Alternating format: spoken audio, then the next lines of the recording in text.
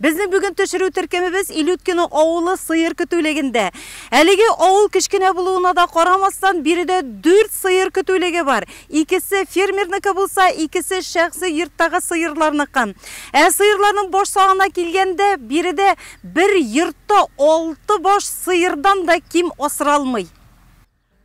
Авыл кешесенең иртәсе сыер сауыдан, малларны көтүгә куудан башлана. Кояш күтәрелеп килгәндә безнең төшерү теркемебез Илюткино авылында иде. Авыл халкы сөт тулы чиләкләрен юл кырыена тизеп куйган. Сөт җыючыны көтүчеләр арасында Владимир һәм Алена Фоминнар гаиләсе дә бар. Хуҗалыкларында 6 баш сыер тирлеге. Көненә 80 литр сөт тапшыра алар.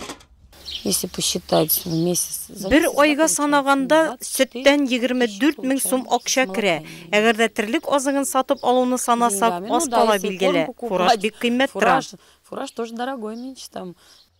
Дәүләттән 200 мең сум субсидия бирелгәнгә Фоминнар шатланып туймый. Әлеге акчага Владимир хуҗалыкта тирлекләр өчен җәйге лагерь төзүне төгәлләргә ниятли. Это очень сильно помогает.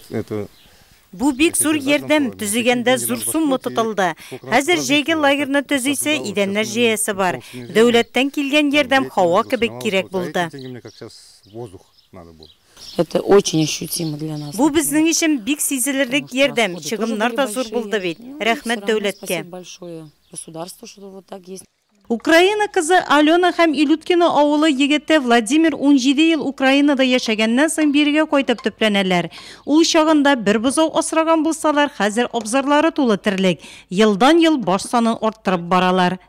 Стараемся, детей растим. Тырышабыз, балалар үстерәбез. 3 улыбыз бар. Балалар үскән сайын таләпләр дә арта. Авылда яшәүе барыбер яхшы. Сөттән кергән табыш чыгымнар да сорый. Сөт тапшырудан килгән акчага тирлек азыгында сатып аласы. Владимирның хыялы җирле булу, планнары зурдан. Планнар зурдан, сыерларның баш санын 8-гә җиткерү. Аннан соң үгезләрне симертергә асрарга ниятлибез. Һәр иртәбез безнең хәрәкәт ул яшәеш.